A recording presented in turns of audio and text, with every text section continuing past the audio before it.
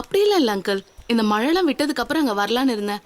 Alex இங்க வாசல்ல புல்லு மேய்ஞ்சிக்கிட்டு இருக்கான். நைட்ல கண்டதையும் குடிச்சிட்டு காலைல எந்திரிச்சு எக்ஸசைஸ் பண்ணிட்டு இருப்பான். இருங்க போன் அவர்கிட்ட கொடுக்குறேன். யாரு?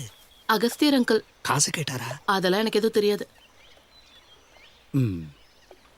அகஸ்தி அங்கிள். அலெக்ஸ் எப்படி இருக்க? என்னப்பா காலங்காத்தால? ஏன் தம்பி, அந்த ஸ்டீஃபன் அந்த பக்கம் வருவானா?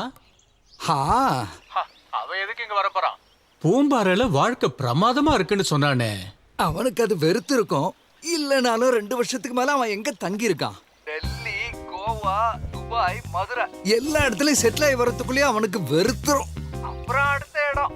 அவனுக்கு என்ன பிரச்சனை? அவனுக்கு பிடிச்ச மாதிரி வாழட்டான் அங்கிள். அது இருந்துட்டு போட்டோம். ஆனா கழுத்துக்கு கீழே மரத்தை போய் வீல் சேர்ல உட்கார்ந்து இருக்கிற அவனுக்கு ஒரு அளவு இல்லையா அலெக்ஸ்? என்னதான் காசு பணம் இருக்குன்னாலும். அங்கிள் உங்களுக்கு என்ன பிரச்சனை? அவனுக்கு பிடிச்சத அவன் பண்ணட்டுமே.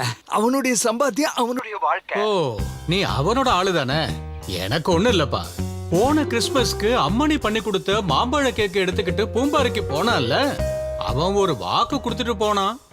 எனக்கு எதுக்கு அங்கிள் போட்ல இருக்கிற பங்களாலாம்? நீங்களே எடுத்துக்கங்க. இப்படி சொல்லிட்டு போனவன் பழசெல்லாம் மறக்காம ஞாபகம் வச்சிருந்தானா உண்மையிலேயே ரொம்ப நல்லா இருக்கும். அப்படியா? அவன் அப்படியா சொன்னா? அப்படின்னா அது அவன்கிட்ட கேட்டே ஆகணுமே. அது இல்ல, அவன் ஒண்ணும் அப்படி அவ்வளவு தெளிவாலாம் சொல்லல. அவன் பேச்சுவாக்குல அப்படி இப்படி சொல்லும் போது நம்மளால யூகிக்க முடியல. முதல்ல அவன் இங்க வரட்டான் அங்கிள். உங்களுக்கு என்ன வேணுமா அவன் கண்டிப்பா கொடுப்பான். அதெல்லாம் போதும். ஆனா ஓன் சைட்ல இருந்து ஒரு கன்ஃபர்மேஷன் கிடைச்சா போதும். தெரியும்ல அலெக்ஸ், எல்லாம் நம்ம கெட்ட நேரம். தெரியும் தெரியும். ரப்பருடைய விலை மறுபடியும் 45 ரூபாய் ஏறி போச்சு. உங்க கெட்ட நேரம் தான் தெரியும். இவன் வேற ஒருத்த. சரி அங்கிள், நான் போனை வைக்கிறேன். எனக்கு எனர்ஜி போச்சு. அம்மாடி, கொஞ்சம் தண்ணி.